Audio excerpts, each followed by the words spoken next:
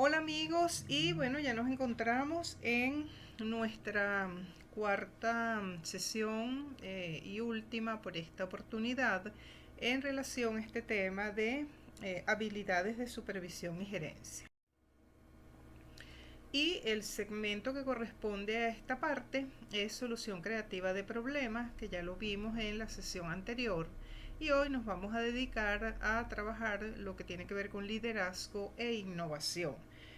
Recordemos que hoy el liderazgo no puede ser visto desprendido de la innovación, que es, yo diría, que la característica fundamental que está signando los tiempos en los cuales pues de alguna forma nos encontramos. De allí la importancia fundamental de desarrollar nuevamente esa mentalidad expansiva, trabajar siempre sobre la base de la innovación, de la manera de agregar valor a nuestro cliente, pero el liderazgo también tiene que estar inmerso allí. Es decir, hoy pensar en el ejercicio del liderazgo desprendido un poco de lo que es la innovación y la creatividad, pues pareciera que como que no son, no es lo más adecuado en este momento. Y en este sentido, entonces, bueno, ¿qué es liderazgo? Ya hemos venido haciendo pues algunas aproximaciones, pero es importante que focalicemos algunas cosas. El liderazgo en su enfoque tradicional, como lo hemos venido conociendo hasta ahora, está caracterizado por, bueno, motivar, organizar y llevar a cabo acciones para lograr fines y objetivos que involucren a personas, grupos de personas, siempre en el marco de valores, el aspecto ético, etcétera. Pero ¿qué pasaba con el enfoque tradicional?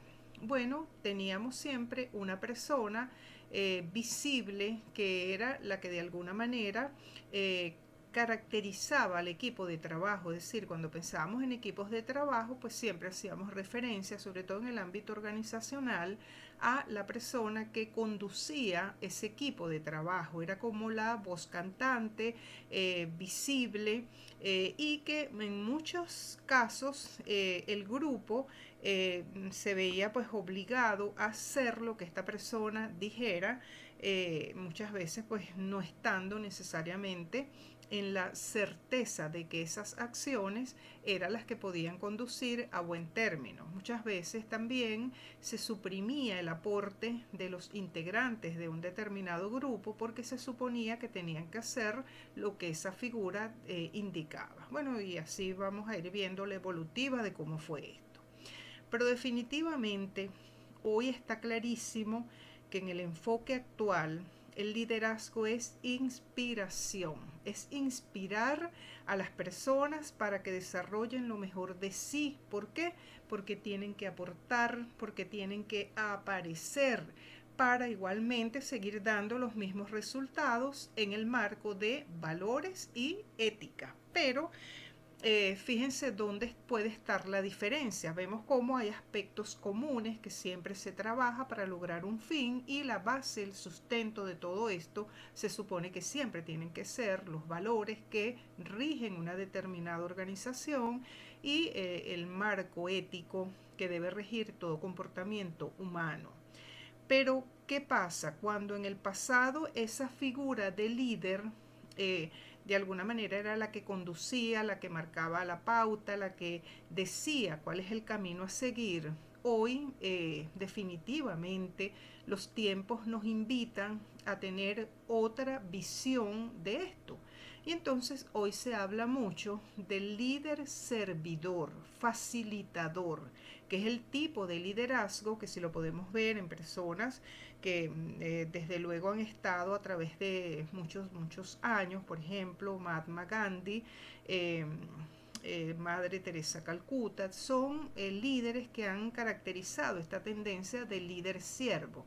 Y el énfasis fundamental de todo esto tiene que ver con que son personas que de alguna manera han marcado una pauta, son modelo a seguir, y ellos enamoran, inspiran a otros a hacer lo propio. Entonces son personas con un comportamiento ético muy claro, evidente, y son personas que de alguna manera tienen mucho que ofrecer, pero están siempre atentos a lograr resultados con la confluencia de esas otras potencialidades, y qué bueno sería pues poder llevar esto al ámbito organizacional. John Maxwell, recordemos que nos dice que liderazgo es influir en los demás, y no hay manera de que no lo hagamos. Siempre vamos a tener la posibilidad de influir. Si esto es así, entonces cómo no influir, cómo no desarrollar nuestras potencialidades para influir en otros, a hacer, a inspirarse, a poder agregar valor, a poder generar lo mejor de sí. Hoy recordemos que los equipos tienen que desarrollar una competencia de autogestión, autoorganización, inspirados por esa figura que en el caso de las organizaciones pues muy seguramente va a tener un rol de liderazgo formal, pero que de alguna manera la invitación es a que pueda obtener lo mejor de cada persona, de todos los que integran un determinado equipo. En este sentido, entonces, lo que se ha venido estudiando es nuevamente esa integralidad del ser humano. Si nosotros nos preguntáramos qué hace que una persona actúe de una forma en un momento determinado y otra en ese mismo momento actúe de otra forma, bueno, es la individualidad que nos caracteriza a los seres humanos y que nos determina definitivamente. En tal sentido, lo que vamos a ver de seguido tiene mucho que ver con esa integralidad, tiene mucho que ver con lo que yo como ser humano en un momento determinado siento, lo que pienso y lo que hago finalmente.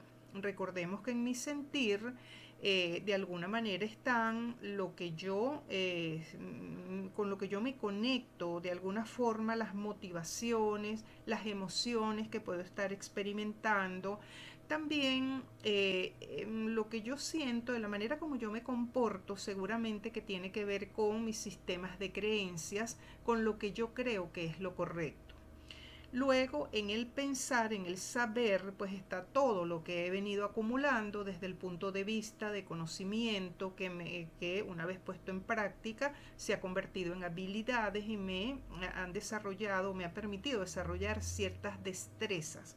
Todo esto se va acumulando en el desarrollo del tiempo, de allí que en la medida que me expongo más, que acumulo más experiencia, sobre todo experiencia buena, pues voy desarrollando habilidades. Eso me permite hacer frente y poder responder desde el punto de vista de mi convicción, y tener posibilidades por mis habilidades de poder responder adecuadamente ante ciertas circunstancias.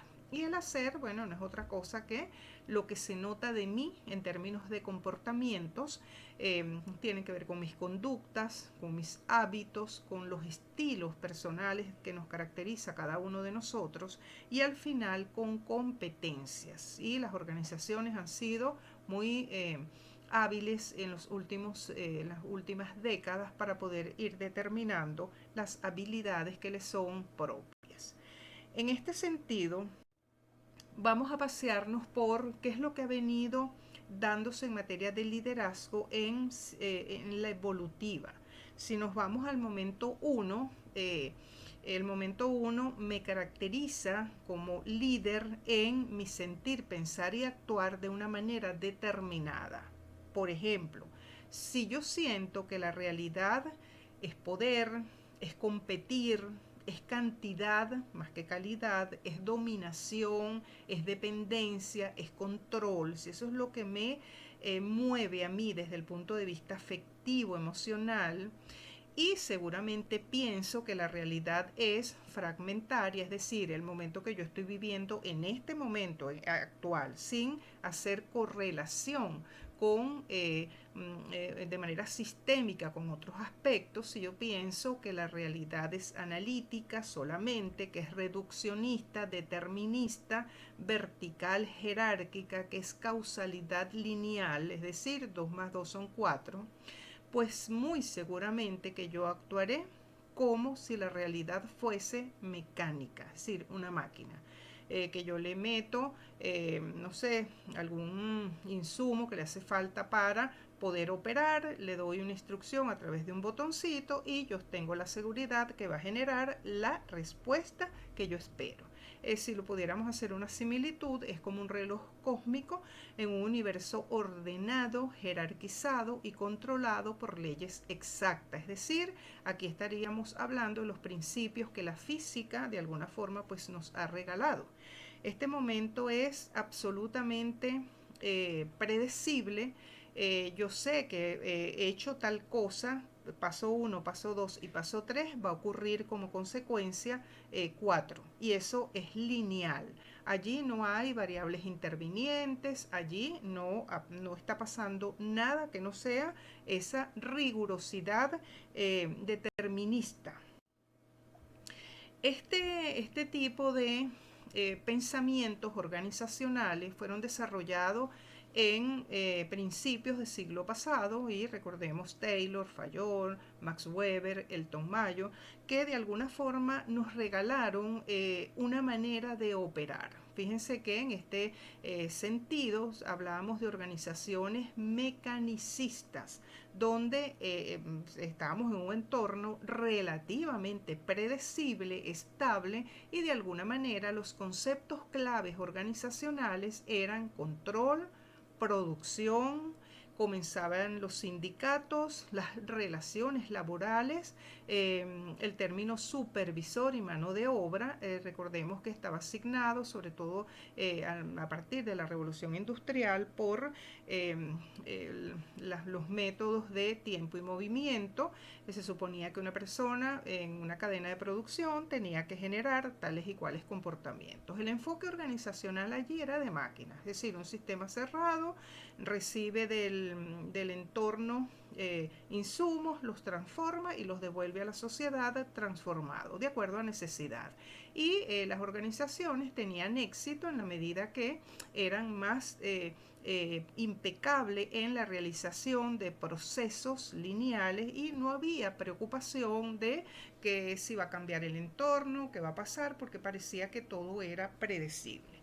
Ahí el método interno organizacional era el control. Es decir, la máquina produce y luego tengo la mano de obra que tiene que hacer lo que se supone que tiene que hacer.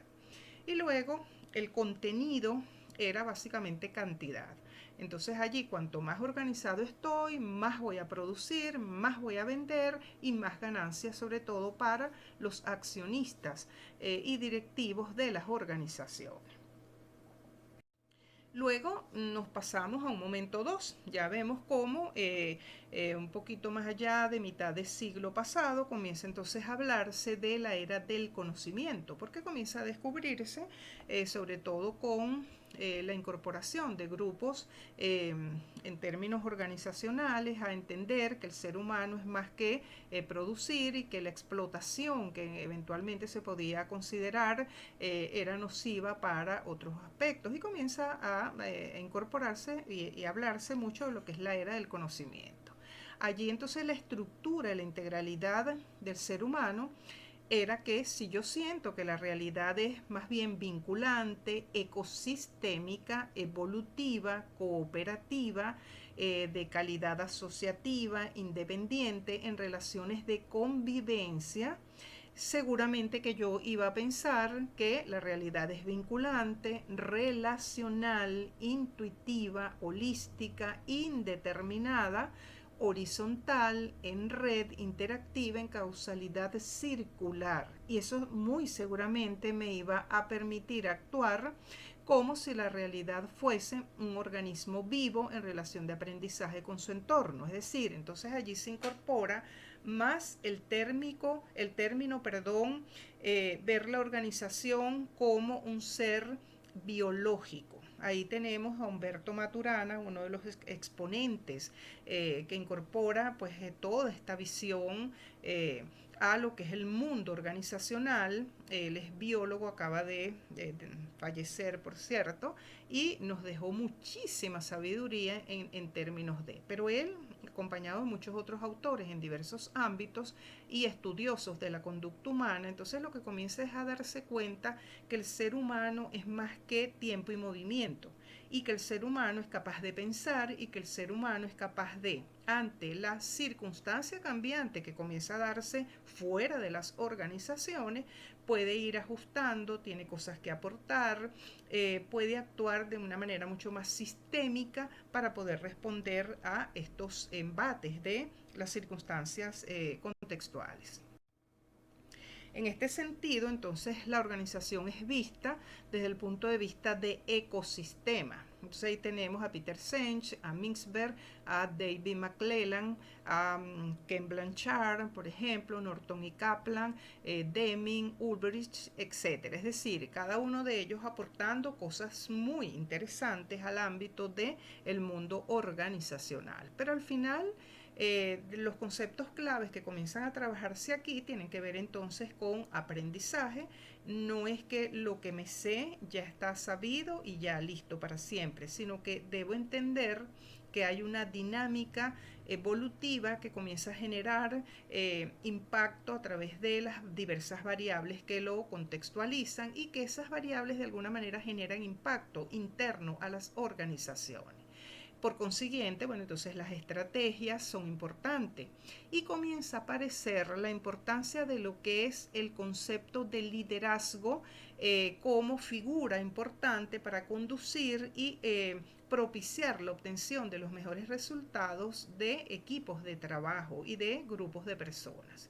También las competencias, sobre todo las competencias personales, donde también comienza a darse como un énfasis ya la importancia de la confianza de los integrantes de un determinado equipo para poder dar lo mejor de sí en interdependencia, es decir, esa correlación que nos caracteriza a los seres humanos, pero que en un primer momento no estuvo tan presente en las concepciones gerenciales.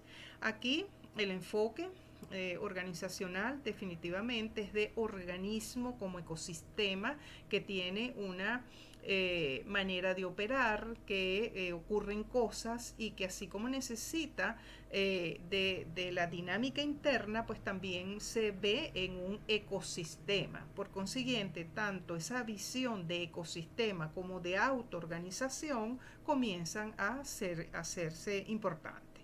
El método de aprendizaje y la sinergia para aprovechar y potenciar todas las posibilidades que dentro de una organización, pero también dentro de un mercado, comienzan a ser importantes. El contenido, entonces, es calidad. Y allí vemos cómo se le dio tanta importancia a lo que fue los énfasis de calidad total, por ejemplo, para ir desarrollando procesos bien depurados en tiempos menores con costos muy controlados. Y comienza a finales de siglo a darse una expansión y a mirar todos los recursos que la organización tiene en capital, es decir, capitalizarlos desde lo financiero, lo relacional, lo humano, lo estructural y lo ecológico, en el entendido que las organizaciones comienzan a verse como espacios que están integrando un determinado ecosistemas y ellas tienen que integrarse también a ellos. Ahí veíamos como por ejemplo las diversas organizaciones mundiales que comienzan a agruparse a los efectos de poder comenzar a generar respuestas para las, por ejemplo, emisiones de gases tóxicos al ambiente y hasta encontrarnos pues en el momento que nos encontramos actualmente, donde se ha avanzado, a mi modo de ver, un poco lento, pero las organizaciones hoy no se ven como entes aislados, sino se ven como entes integrantes de una dinámica colectiva donde tienen que hacer cosas. De allí pasamos al momento 3 y nos encontramos aquí. Ya lo habíamos visto en las clases anteriores.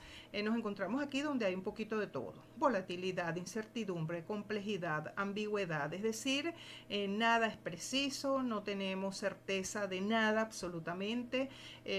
Todo es muy complejo, es decir, no podemos comprender por qué ocurren ciertas cosas, porque la dinámica va siendo de esta forma y hoy es una cosa y mañana puede ser otra. Es decir, nos encontramos en este momento.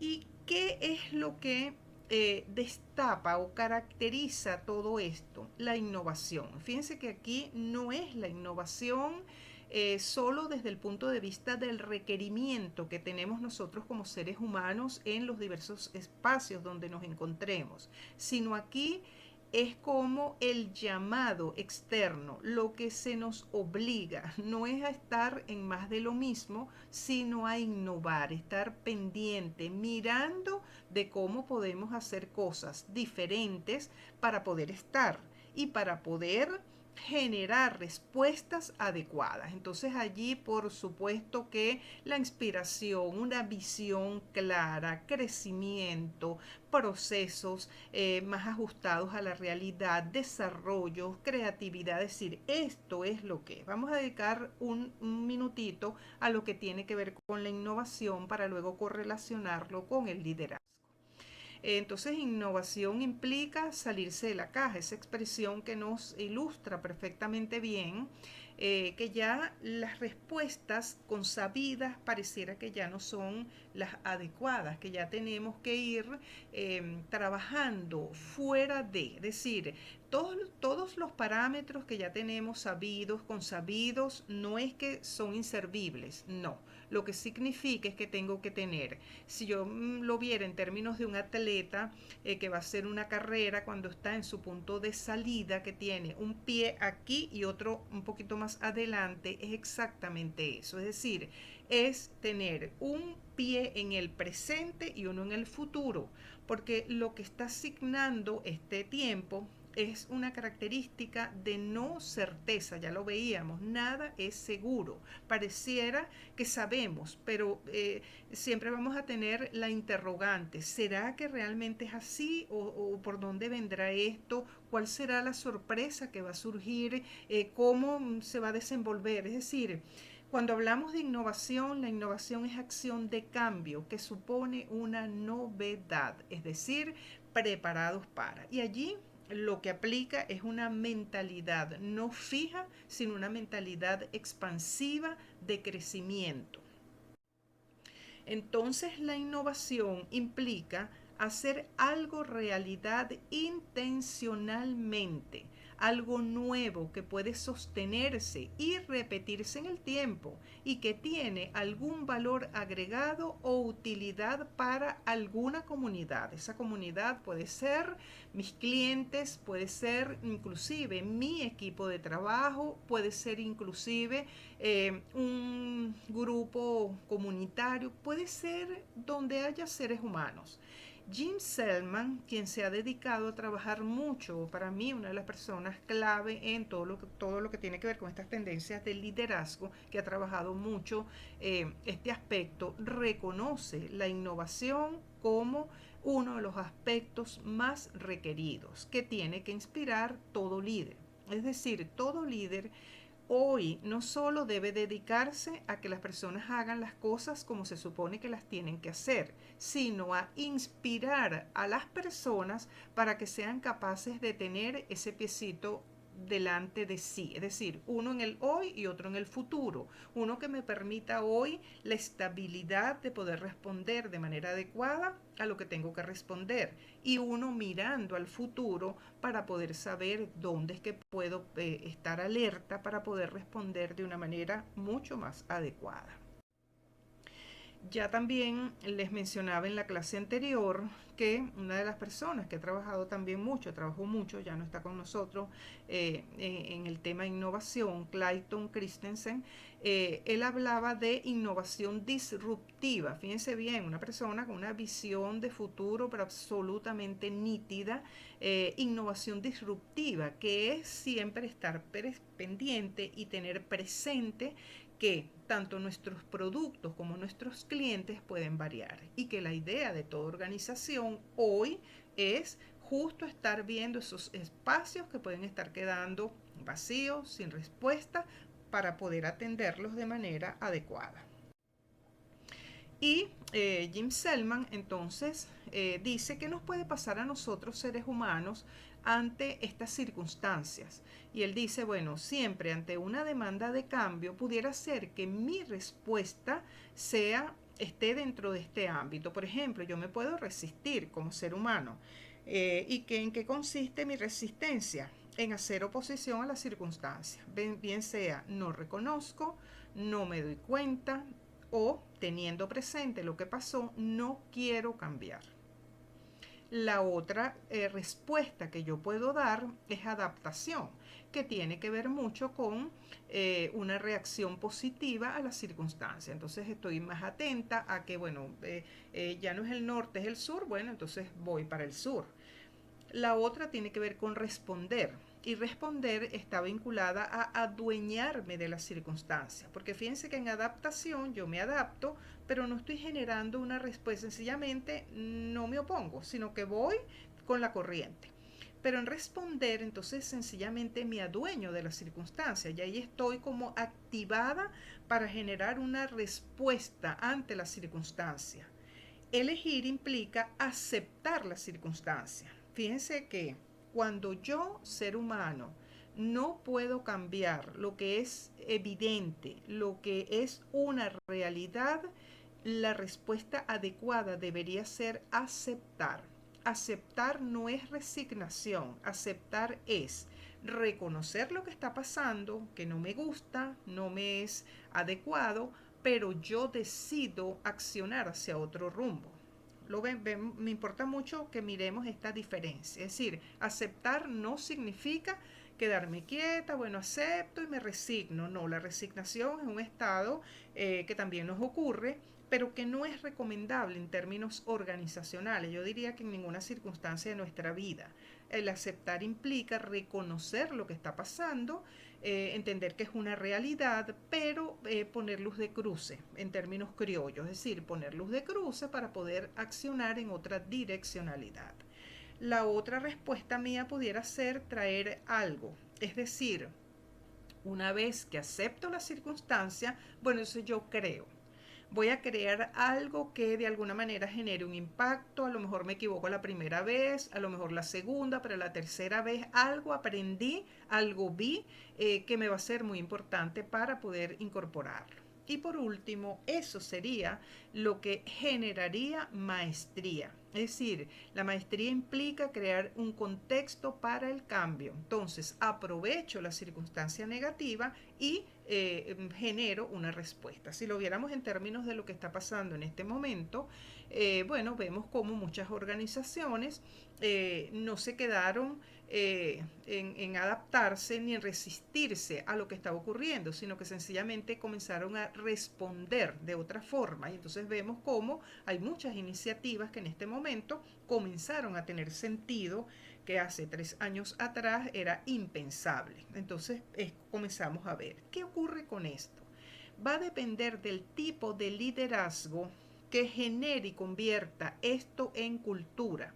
Y una de las cosas que puede ocurrir es que el líder sea capaz de poder inspirar al equipo para que estemos desde las respuestas de adaptación hasta maestría. Es decir, adaptándome, respondiéndome, eligiendo, trayendo algo, hasta hacerme o llegar al nivel de maestría para poder responder. También pudiera ocurrir que tenga un grupo de personas que esté en adaptación, otro grupo de personas que esté en traer algo y otro grupo de personas en maestría.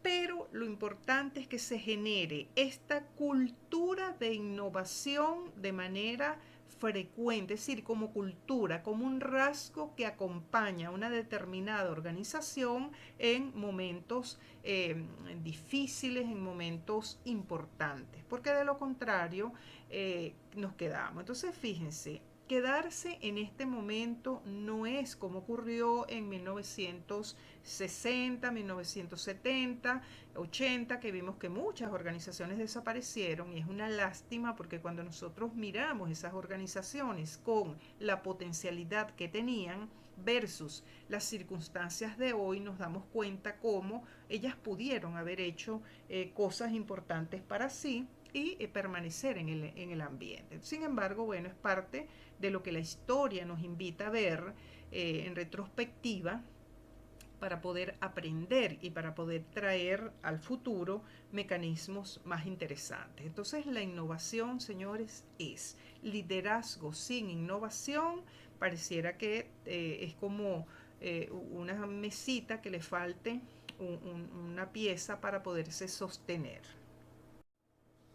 En este sentido, entonces, este momento está caracterizado por aprendizaje, entorno. El entorno es el que probablemente nos está marcando la pauta, autoliderazgo, confianza, compromiso, interdependencia, seguridad psicológica de los integrantes de un determinado equipo. Si no hay seguridad psicológica, no voy a dar lo mejor de mí y en consecuencia no me voy a comprometer.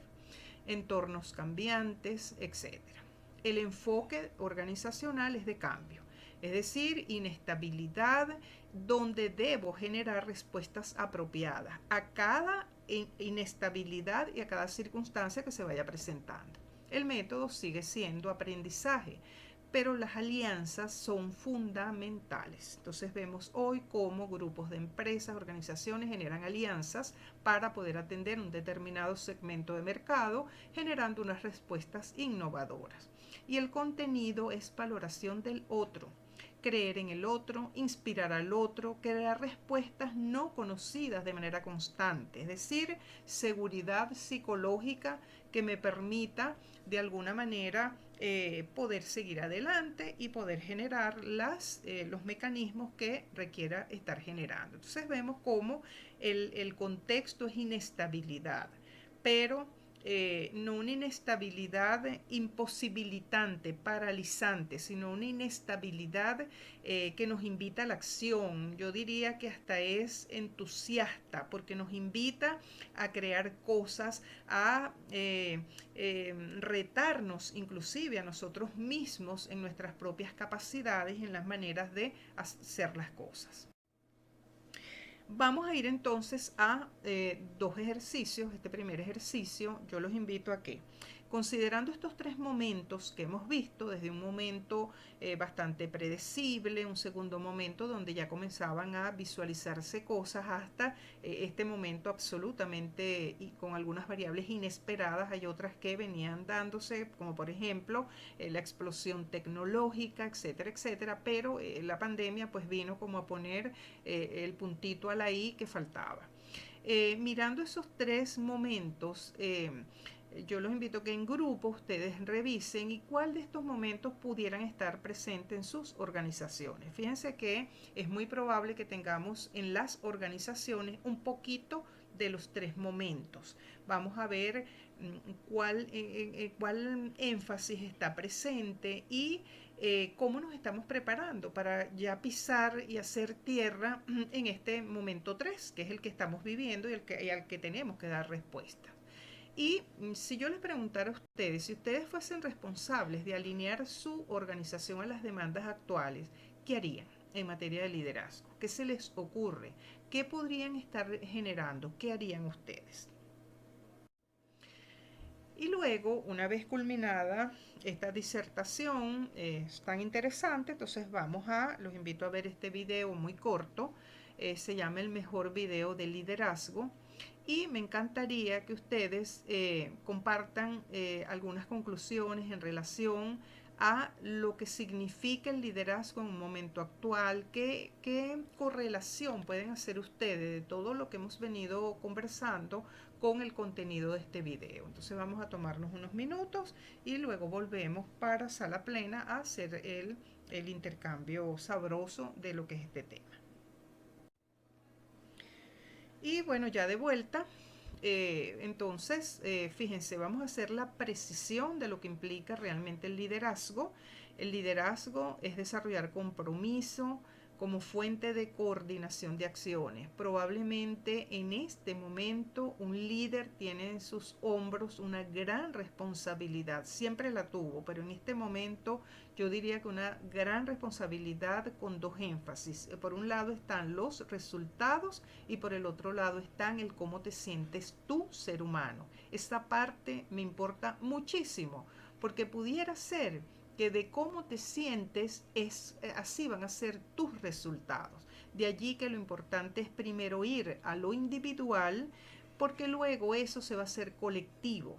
Y esa es la gran dinámica, diría yo, a trabajar, a incorporar. El liderazgo hoy es crear realidades, no es apegarme a lo ya establecido, sino crear posibilidades, hacer del futuro una visión que el equipo la convierta en su razón de ser como equipo. Y para eso hay que generar conversaciones, hay que generar reuniones con contenido, hay que inspirar a la gente que pueda proponer cosas, hay que escuchar, tenemos que equivocarnos también.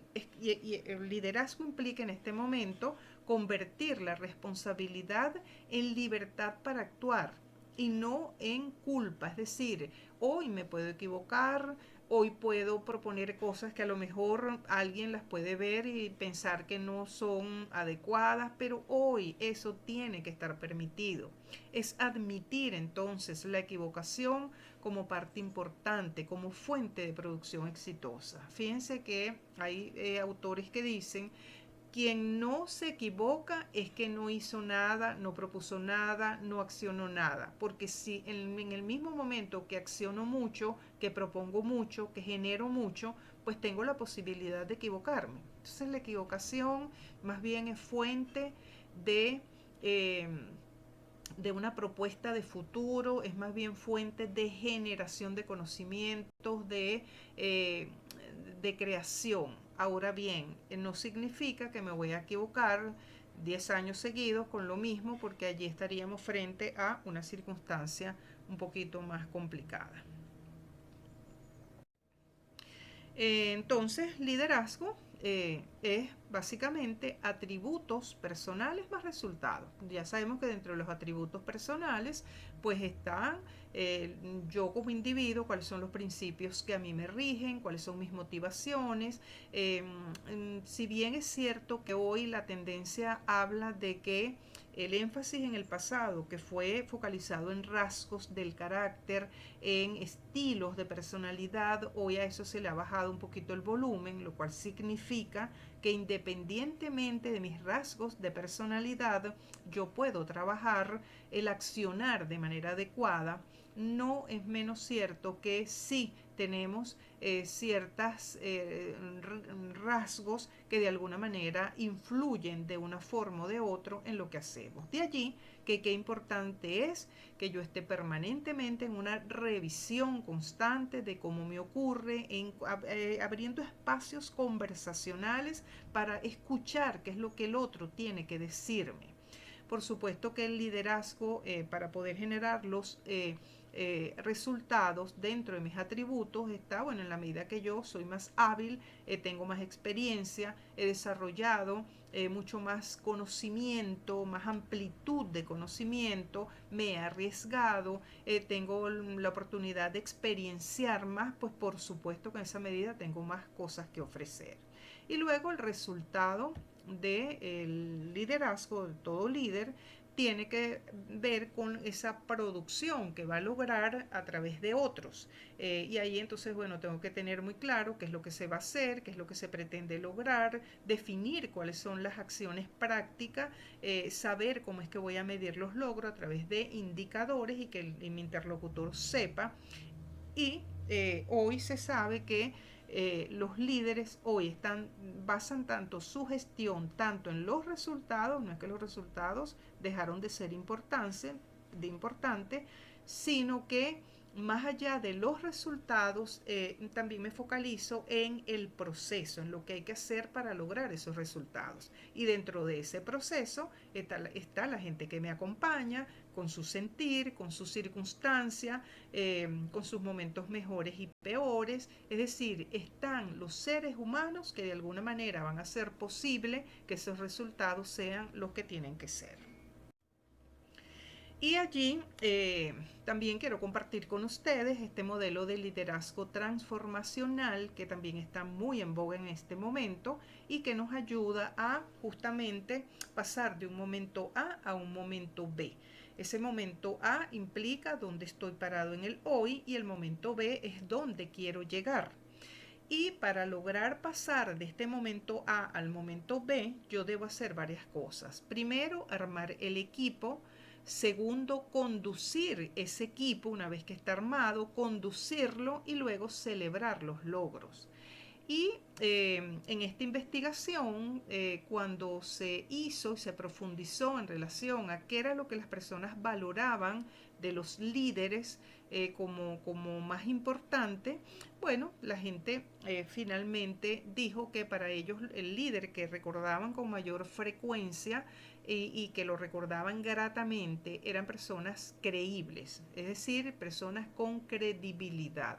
Y cuando se explora qué significa credibilidad para este grupo de personas, lo que ellos definieron con mayor frecuencia fue personas entusiastas, personas con orientación a futuro, personas auténticas, es decir, congruentes entre lo que sienten, lo que piensan y lo que hacen, y personas competentes, es decir, que saben de lo que están hablando, y cuando no lo saben se preocupan por averiguarlo e invitan al equipo a que en conjunto lo puedan averiguar.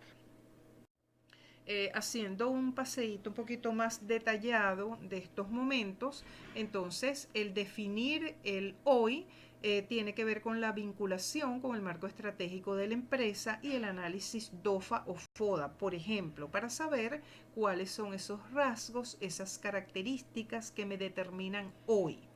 Para definir el futuro, entonces es importante tener la posibilidad de pasearme por diversos escenarios y mirar cómo es que yo me debo preparar para poder hacer frente dependiendo de si el futuro se presenta como A, como B, como C o como D.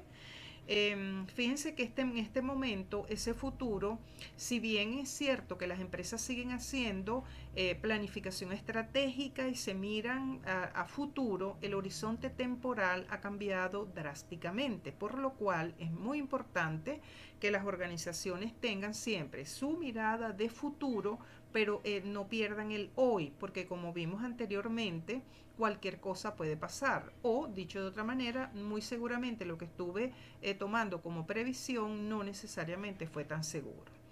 Luego armar el equipo consiste en, por un lado, bien sea seleccionar personas del mercado o sencillamente achicar brechas en las personas que ya tengo en el equipo. Entonces allí es una dinámica de manera permanente, pero el equipo lo tengo que armar.